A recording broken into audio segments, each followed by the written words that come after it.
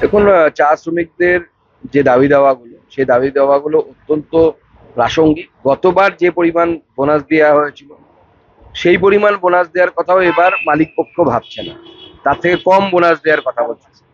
এবার 13% বলছে, গতবার সম্ভবত 18-19% ছিল।